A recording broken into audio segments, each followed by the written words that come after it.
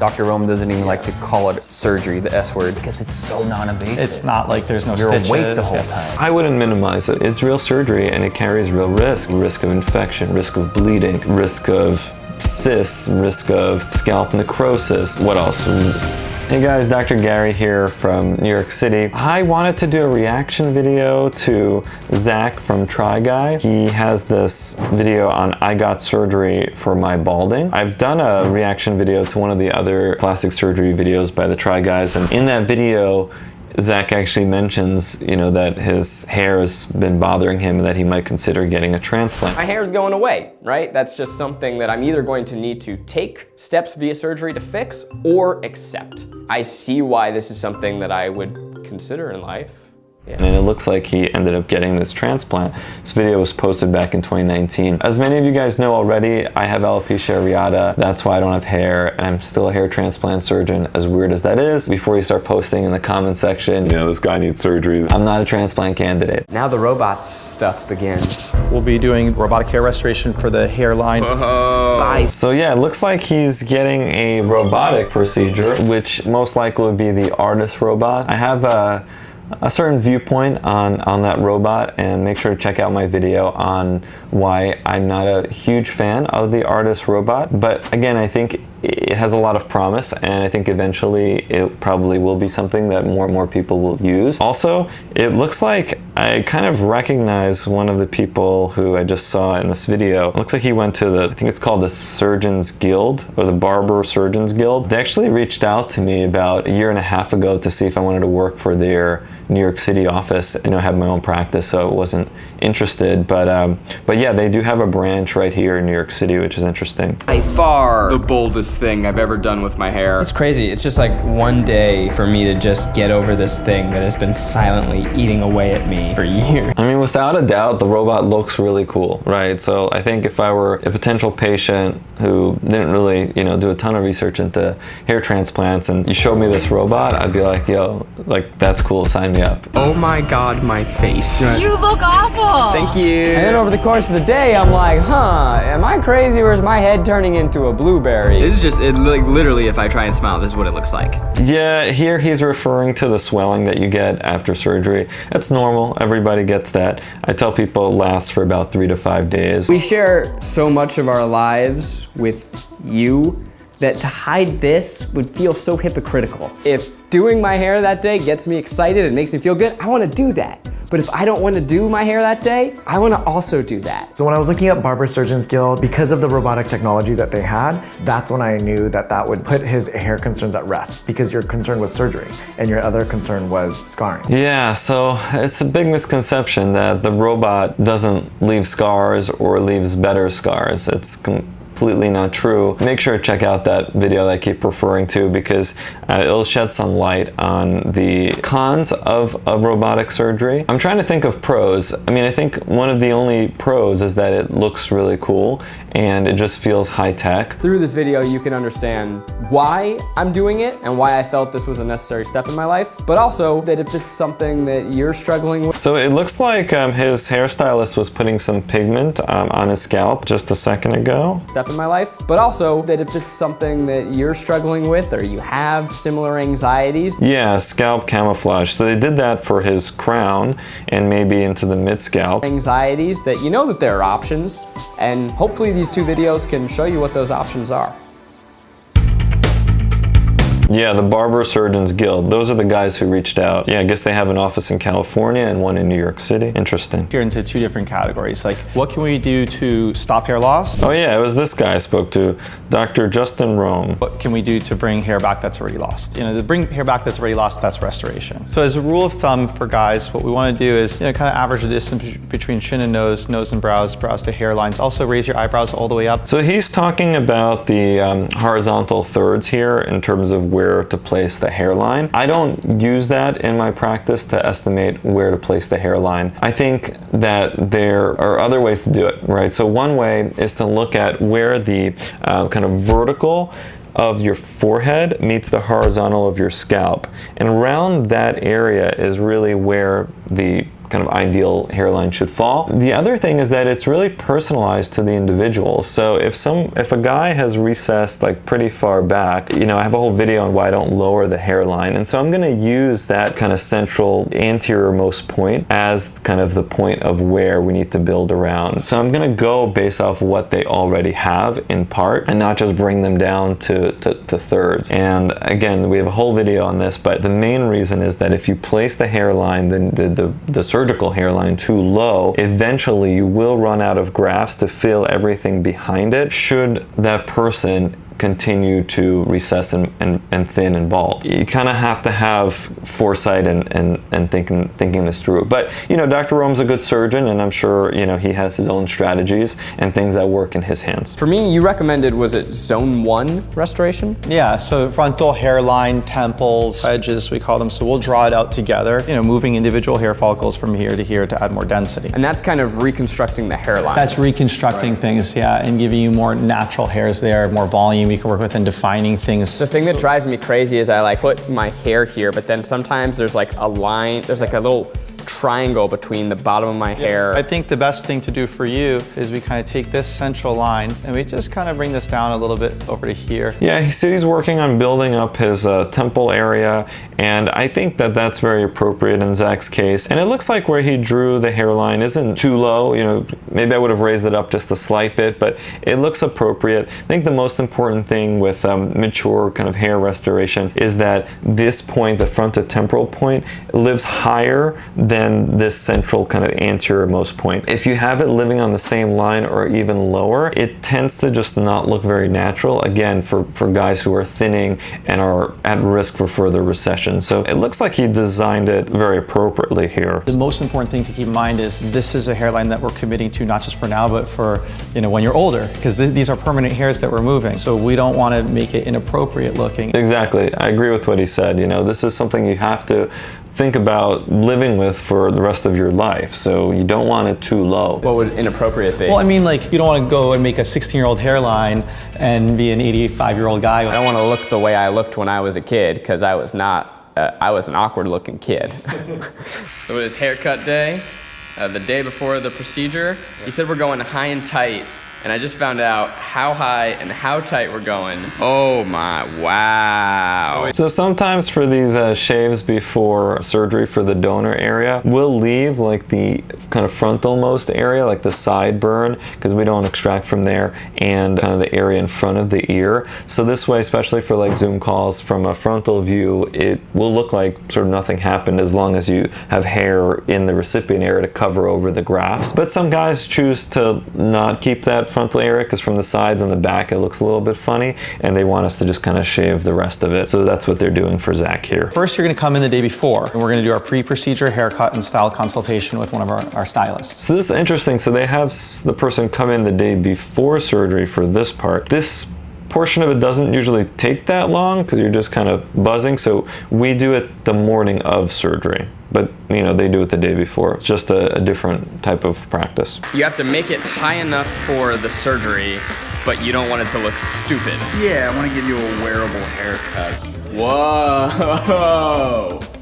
Whoa, that's different. So they do the haircut, I guess, with like the fade and all of that before the surgery, which is an interesting approach. We usually tell patients after about 4 days, you can blend in with a haircut, you know, your donor area. That's like the time after those little kind of crusties fall off on the donor site. That's one way to do it. This is another way to do it. To each his own. Every practice is structured different. Hey, all right. It's very different. That is a tight fade. Yeah. You know, with that and your new glasses, you look like your name is Zachariah. Very hipster. You live in Brooklyn? Yeah. Wow, my goodness. You look like a rugrat. Rugrat? So what's the benefit of acting proactively versus waiting until it's something you can't ignore anymore? The longer you wait, the more you lose. First, it's gonna save you a lot of money. Second, you're not gonna change your look so dramatically. A lot of people in their head, they're like, I'll just wait until it gets worse and worse and worse and then do something yeah, about for it. me, I've tried to ignore it. The thing is, when you do a procedure, it really does take 6 months to a year to really appreciate the final results from it and enjoy those benefits. We always encourage people, let's do something, stop the progression of hair loss. Holy hipster Moses. I just look like a totally different person. I think it's the hair plus the glasses. Like I look like the guy at a party who's telling you why gentrification is good and also bad. I look like I brew my own kombucha. I look like I want you to know why I listen to vinyl and only vinyl. I look like I traded in my car for a fixed gear bike. Yeah, on the topic of doing surgery, hair transplant, early or late, I think you can make an argument both ways. I do see what Dr. Rome is saying where, you know, earlier surgery makes it look a little bit like more natural in the sense that you didn't lose all your hair and then all of a sudden it came back. So, you know, yeah, I mean, I understand that. But for some folks, it's helpful to wait to kind of see where your kind of final pattern is, assuming you're starting to stabilize it with medical therapy, and then go based off of that. So I don't like to pull the trigger too early, like people in the early 20s, unless they're showing very significant signs of male pattern loss. So, you know, I think there's definitely sort of a gray area there. I think you can see it potentially both ways. It's just you don't want to do it too early. I'm nervous for tomorrow. I don't know, it's all so much more real now that I have this haircut. Yeah, for a lot of our patients who are coming in from out of state or really just don't live close to the office, for them to come in a day earlier isn't something that's always convenient. So that's why we kind of like to do everything in one day in terms of the pre-procedure shave. Remember also, one of the big differences between a robot procedure and something that we do, which is manually kind of extract with a WA system. Big difference is that with a WA system, we can actually offer a no shave technique where you don't have to shave the whole back. You can actually extract hairs one by one or do a partial shave, but you have more control over that process as opposed to the robot that requires a full shave of the whole donor area. That's one kind of big distinction. I'm just gonna go forward confidently and yeah, I don't know what else to say. I'll see you tomorrow. A lot of people are very nervous for surgery, and if you give them the haircut the day before, then you know they're kind of already starting to psych themselves up about the surgery and getting like even more nervous about it. So that's why some of my patients, I think, prefer to just kind of come in, start early, and just kind of just get it done. So we're here. It's the day of the procedure. I don't know, there's really nothing more to say. Let's just do it, I guess, right? So today what we're doing is we're going to be using the robot, taking some of these hairs back here and filling in this area of thinning up here. Okay. The procedure starts pretty early in the morning. You arrive between 7 and 7:30 in the morning. We start the planning. That takes us about a half an hour. Yeah, because the day is a long day. People ask me, how long does a hair transplant take? It takes all day. So I agree. I usually have patients come around 7, and I tell them, like, don't make any, evening plans. Like, you're going to be here from, 8 to 12 hours, depending on the size of the case. We're going to draw things out together, take a bunch of measurements, take into consideration if you talk to the stylist the day before, and we're going to make a plan. I don't want to change your look too much. I just want to give you a lot of density. Change this roundedness and give it a little bit more of an angular sort of look. You could always go lower later. You can't go higher. Let's draw it out, splitting the difference, and see how it looks. Yeah, we're gonna go a little more conservative because I still want to be me. This is what we propose. Oh, wow. Yeah, I mean, it looks good to me. All right, we have a plan? We got a plan. It looks like, they're giving him some additional kind of temple area here.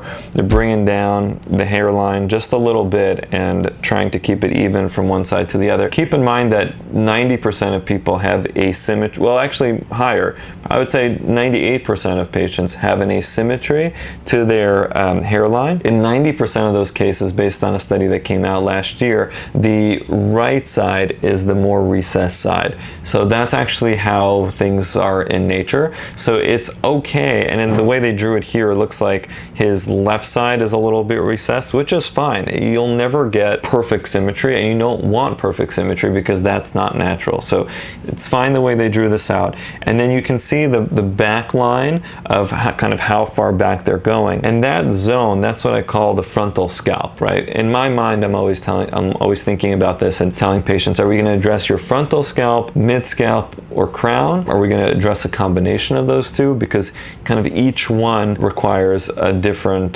number of grafts to achieve some reasonable density. So in this case, they're working on the frontal scalp. Then the kind of rectangular strip behind that would be the mid scalp, which they're not addressing with this surgery because it looks like Zach has appropriate density there already. And then the crown, of course, would be behind that, and it looks like his crown is sufficient as well. So they're working on the frontal scalp in this instance. So I'm just drawing a box back here that the doctor's gonna numb where we're gonna get the hair from. Why do you need it short? For the robot to recognize it. That's what I was getting to before. I mean, the robot needs it short, right? But if it's a human doing the extractions at the donor area, then you don't necessarily need it short. So we do a lot of procedures, especially for women who want FUE and don't want a strip scar. We do individual trimming and then extraction. So meaning you have a long hair. So we go in, pick out a random long hair, trim that individual long hair down, and then extract that out. And then go to a different area and do the same thing. So at the end of the procedure,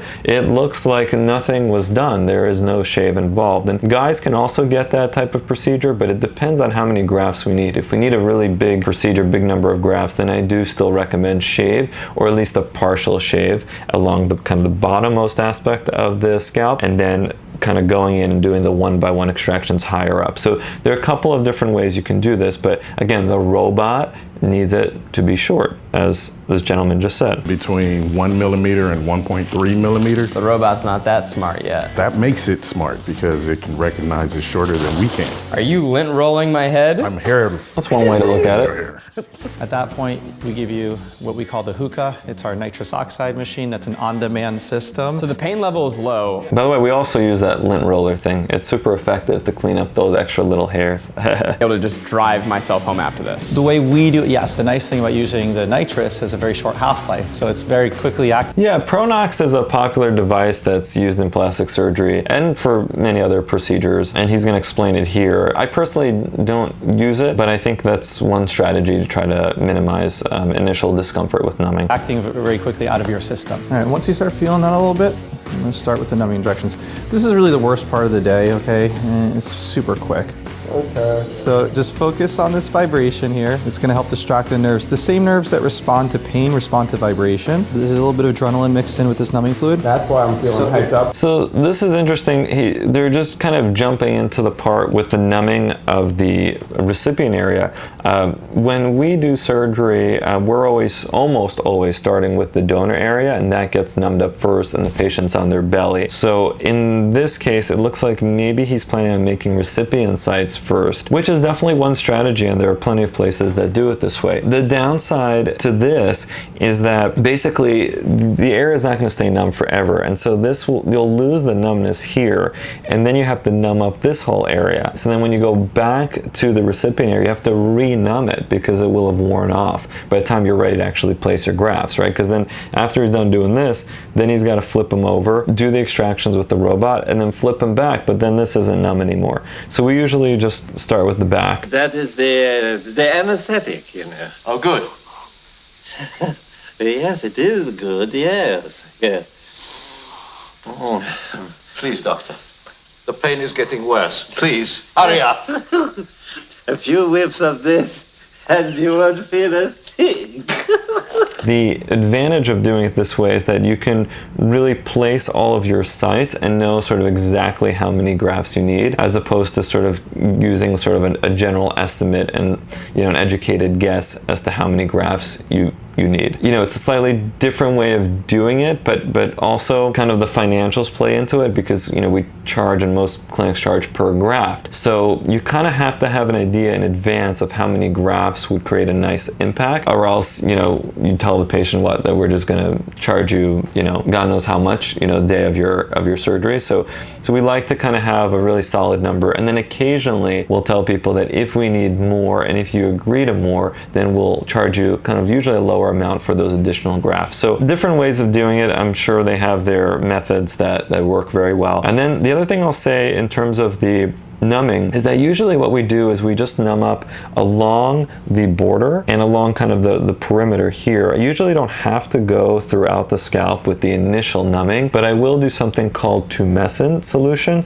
into the area where we're actually going to be placing all of the sites. The reason is because the nerves for this frontal scalp, they're coming in this way, the sensory nerves, and so you really just need to kind of numb up the line to numb up the area. But then I'll go in with what's called a tumescent solution, which is a diluted form of the initial solution that has longer acting numbing, and that's really meant to try to reduce bleeding. So I don't know with Dr. Rome if he did that line already and you're just seeing him doing what I call tumescence, or if he just likes to use his initial solution sort of throughout the area. Either way is fine, but I find that you reduce the kind of the quantity of your stronger numbing medicine when you're just kind of lining the front, if that makes sense. I know it may be a little bit complicated to understand, but basically the numbing medicine in very high quantities can give you toxicity, and so you really want to minimize the amount that you use throughout the surgery. That's the kind of the overarching theme. Well, I'm feeling hyped up right now. If you're feeling a little bit, yeah, exactly. Okay, because I didn't have any caffeine today, and I feel hyped up. And then notice in his left hand he's using, it looks like a vibrational device,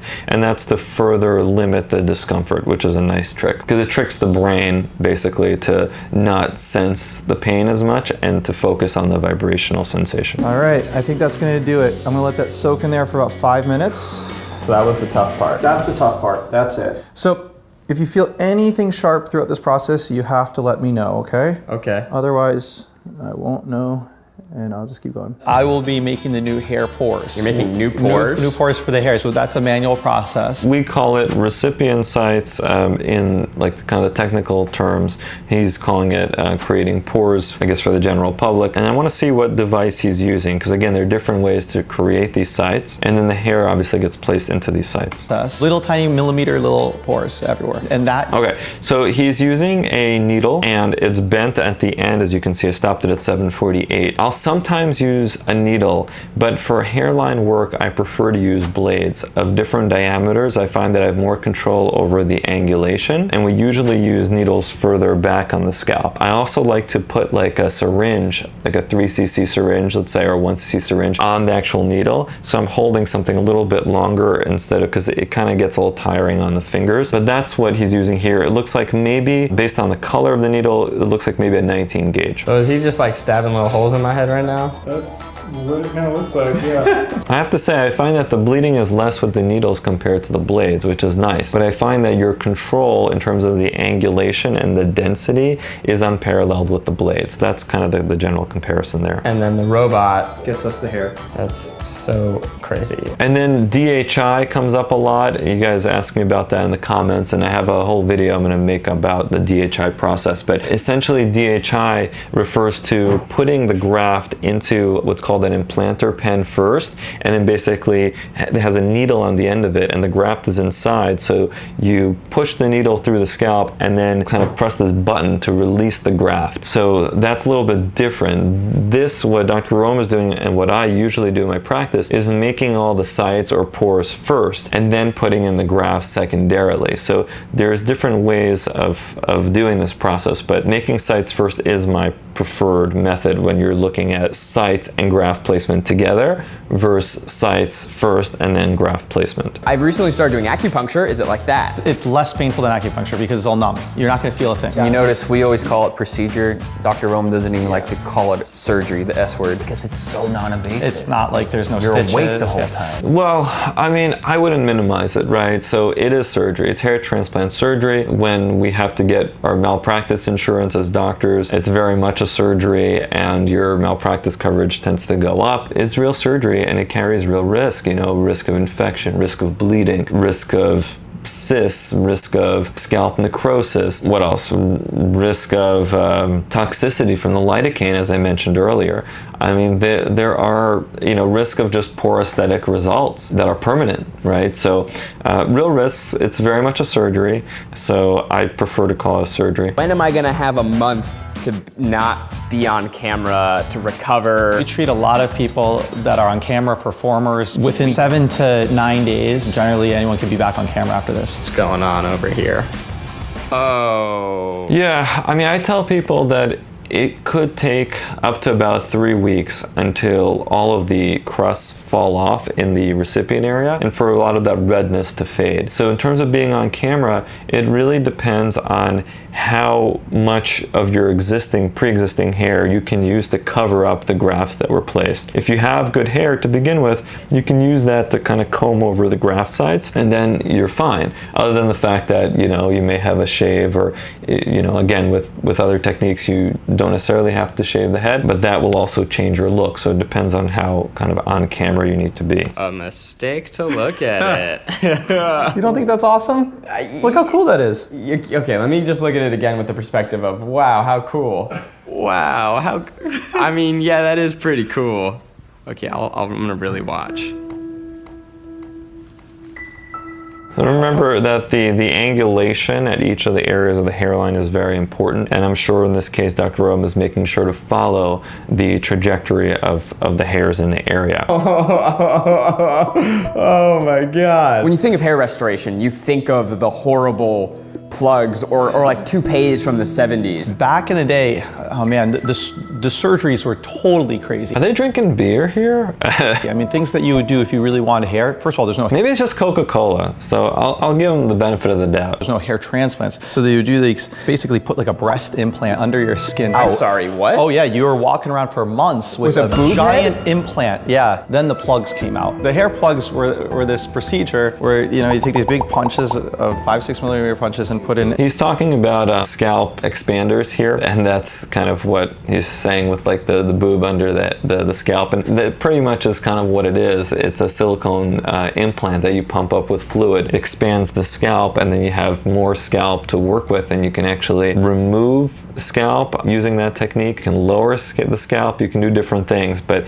it's not a very popular procedure anymore because of the cosmetic sort of impact as it's being sort of expanded. Or this procedure where, you know, you take these big punches of 5-6 millimeter punches and put in, and it never really looked good, right? And after that, this procedure came out called the strip procedure, commonly known as follicular unit transplant, or FUT. So that is, they take hair from the back and then you put it other places. Yeah, they take hair and skin, like a big cut, like a long chunk it out, strip of skin, either staple it closed or suture it closed. You're left with a big scar, pain after the procedure, numbness that can last, you know, sometimes forever, because you cut the nerves that travel up this way. And then around the 90s, what we call follicular unit transplant, one hair at a time came out. From there, now we're doing robotics, robotic FUE. What they were doing in the 90s, doing one at a time with a little punch, we're using a robot with artificial intelligence and algorithms that could help us identify and scan the hair. So it's come quite a long way. It's weird to say, but this is a totally pleasant experience. Yes. When I get up, am I allowed to like stretch and bend over? If I bend over, will like blood shoot out? No, you can stretch out. So this looks awesome, man. Sick. I'm really happy with the way it looks. I love how enthusiastic you guys are. Like every time they do something good, they're like, oh yeah, this looks really good. So you can see here, all the new sites are created. He has a part to the right. The pattern kind of goes like this, and it's gonna be awesome. Yeah, I mean, that wasn't bad at all. It was very pleasant. I'm almost woozy just because I've just been like pseudo napping, and I was told that was the bad part. So I feel like that was worse for you watching than it was for me experiencing it. Now the robot stuff begins. But first I'm gonna go pee, because I am literally an 80-year-old man. All right, so we're doing it? We're doing it. You're gonna feel some pressure at first and then it'll release, okay? Okay. So the robot is going to start harvesting the hairs one at a time, and we'll be taking each hair out that the robot frees and elevates. Is it doing it? Yes. Whoa. I feel nothing. That's good. So remember, the robot has to work on a flatter surface, and there's a limited area that you can extract from, and there are sharp punches with usually hole sizes of about like 1.3 millimeters in terms of actually like what it looks like, you know, once after that hole is made. Some limitations to the robot for sure, but it looks really cool. That's good. It actually kind of feels nice. It's actually the first surgical robot in the world, not even just for hair, that uses true artificial intelligence. So it's actually autonomously moving and making its own decisions in real time based on how we set our parameters. So as the robot's harvesting, what you see on the screen are a few different things. First, you see some green dots. It's the robot tagging and identifying and counting all the hair follicles. So it gives us a live read of essentially how many hair follicles there are. Those green circles represent the next move. And then there's a purple circle, which is 2 moves ahead. Blue circles represent a blocked out radius, how much of an area we want to block off from any hair that it takes. And remember, they didn't show this, but the back had to be numbed prior to this robot doing its thing. I basically just monitor Chappie to make sure that he doesn't go too close to each other when he's punching, because I can move my hand and he can pretty much just go for it. If you're taking hairs from the back of my head, I'm not gonna look thin in the back of my head. No, because now? remember we said that you need 50% of the hair loss here before you start seeing thinning. So at the same time here, I would have to take 50% of these hairs before it looks thin there. With one procedure, I don't know, maybe I take 5-8% of the hairs back there. It's not significant. You said 5%? 5% to 10%. That's all it takes. For a procedure like this, not more than that. Then what we do is we take them and then we examine them under the microscope, make sure they have every component that they need to be successful for growth. And then we take those hairs after we examine them and then we mix it with this ATP solution. That's adenosine triphosphate. I also use ATP solution and I use plasma light as my base solution, which I'm sure they use something very similar. That has been shown to be very effective at maintaining like the healthiness of the hair when it's outside of the body. And I'm glad they're inspecting all the hairs under the microscope. I mean, they're doing the right stuff here. Basically energy for hair to help increase survivability of the hairs. And since I already made the hair pores, the new recipient sites this morning, then we go and put those right back in. I had a crazy night with Chappie. Yeah, one advantage to making the sites beforehand is that your time of the grafts outside of the body is more kind of minimized, which I like. You know, that's definitely a good thing. And again, there are times when we'll do it that way, so there's nothing wrong to that strategy, and there are plenty of clinics that do it that way. But I have to say that's one of the advantages of the way Dr. Rome is doing it. You can take the grafts out, and then you have your sites, flip the patient over, and you start placing. So you reduce that time out of the body, which is usually good for graft survival. I swear it is so soothing. We've been working really hard, and this is kind of like a much needed break for me. Most of our patients will break for lunch. Patient has lunch, we have lunch. It's a long day. It's not a painful or too onerous of a day. Usually we actually have a good time, we chat, and it's a nice day. You guys are taking my little hairs and you're putting them in the holes in my head. Is that correct? Yes. And then what keeps them there? Your blood kind of coagulates around them and acts like glue and holds them until it figures out that it's the same DNA as the rest of your body. So this is forceps placement, and that's the way that technicians that I work with do it as well. And this is one way to place. There are also special pens that are used to place the hairs, similar to what I was alluding to earlier with the DHI method, but there are ones that don't have like a thing where you punch the graft down, but it's just like a channel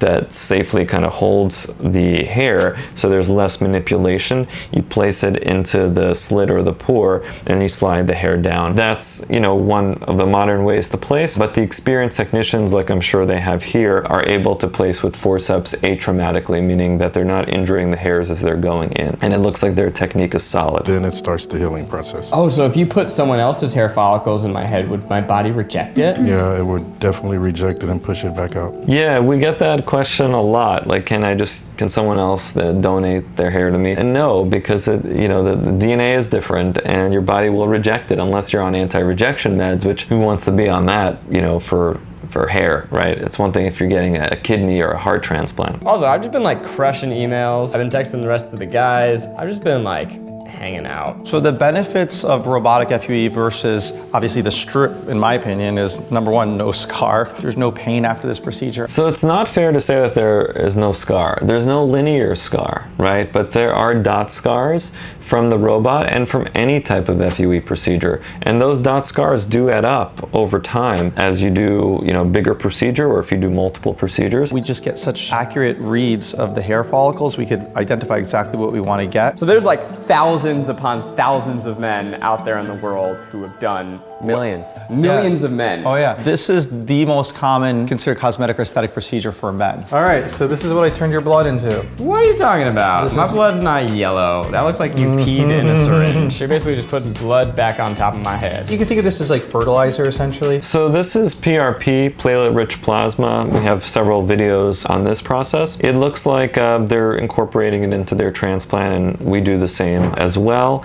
And yeah, it helps mainly with preventing shock loss rather than building up, helping promote the growth of the new hairs that you place. It's really to prevent the loss of the hairs that are at risk in the vicinity of where you're placing the new hairs. I will think of it as fertilizer atop my supple head. All right, so I'm just gonna unwrap you here and finish cleaning you up. It's crazy. It's just like one day for me to just get over this thing that has been silently eating away at me for years. I'm grateful that I finally mustered the courage to confront this and to do something about it. Hey, thank you guys. So it looks like he's working with two phenomenal technicians, and I usually also have a team of 2 technicians for most transplants. If it's a small procedure, sometimes we'll just work with 1. But technicians are super important to this whole process since it's a very labor-intensive surgery and it takes all day. So you really have to have a good team, and I think patients should trust their surgeon to pick the best technicians. After I leave here, there's a lifestyle change as well, right? So you made that first step. So now you want to maintain that. So as your hair starts to grow back and gets thicker and fuller, start changing the products you use, change the way you look at the products. So from when you do the restoration for the hairs to kind of grow back full and strong, that's about a 12-month journey. Yeah, so after a few months, they'll just begin to grow out. And this really takes about a year before the final results. I tell people 4 to 6 months, because what happens is at 3 months, they start worrying, freaking out, calling me, saying like, where's the hair? Nothing's growing out. So I recommend waiting those 4 to 6 months for the new hairs to sprout. And then I agree, about a year for the final results. Day after the surgery, back in the office. Do you guys want to see my scalp? Yes. Kinda. I want to see your brains. 3, 2, 1. I like the back. Wow, it's got the most clotting. They didn't mention how many grafts they actually moved so far, at least. But based on the donor area, since they just kind of stuck to the back, it's pretty like defined there. And where they place the hairs, I would estimate a graft count of about 1,400, maybe up to 1,600 grafts is what he had in this procedure. A few days in, I did notice that my face was getting puffy. Oh my God, my face. It's day 3. Yeah, as we talk about, especially in some of my lip lift videos, the swelling tends to get worse before it gets better. So it kind of peaks at day 3 and then starts to improve dramatically. Just the way the body works. Once you got it, you just gotta wait. So this is my face for the next few days. So I'm taking Bowie on his walk. I'm out in the world. Yeah, we also give patients these types of beanies or do-rags to wear. As long as you're not putting pressure right on where the grafts are, they're safe to wear. You just have to be careful taking them off. I usually tell people to, undo the back and just gently kind of pull it from the back forward so you're not, putting your grafts at risk. Looks like someone beat the shit out of me.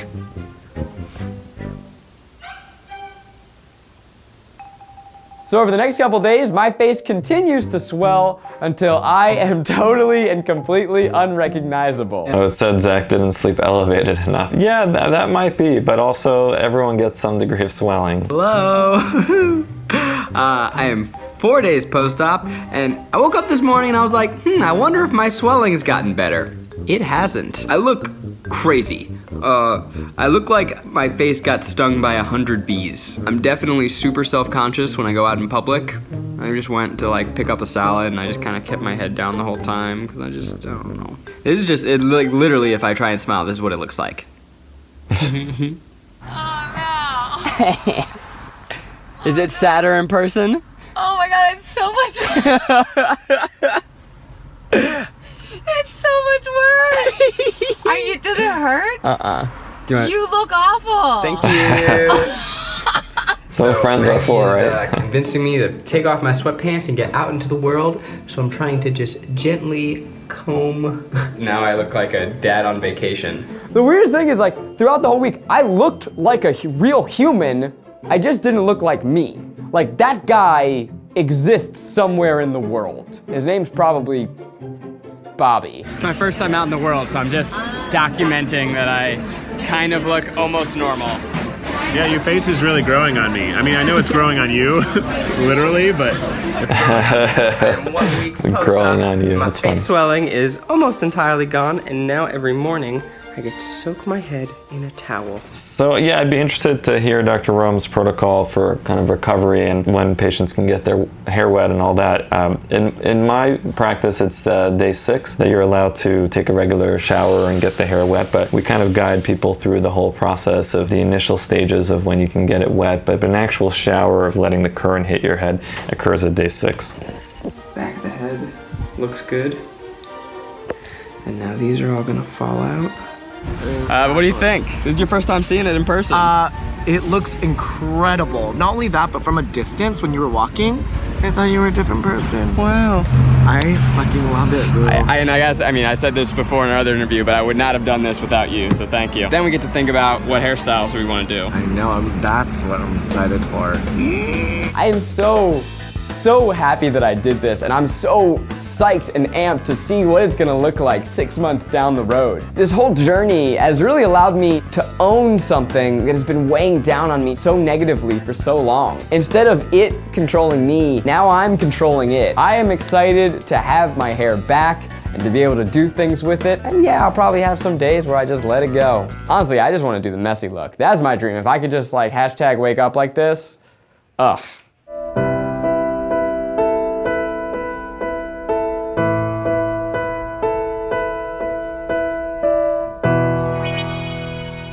So that was really nice, and I know he has an updated video on how things were looking after a year, so I'll make sure to watch that and react to that. But you know, just remember that every surgeon has a different protocol, different way of doing things. There are different ways of achieving good results, and there are some wrong things to do, but from everything that I saw, Dr. Rome and his team are doing a phenomenal job, and I know they have great results and people are happy, and you know, that's what's important at the end of the day. So hopefully you guys enjoyed this video, this reaction, just to kind of get another hair transplant surgeon's perspective on some of this type of work. And I hope Zach ended up with a great result, but you know, we'll see soon enough, and I'll make sure to respond to that video as well. So guys, make sure to, you know what to do, like, comment, and subscribe. Thank you so much.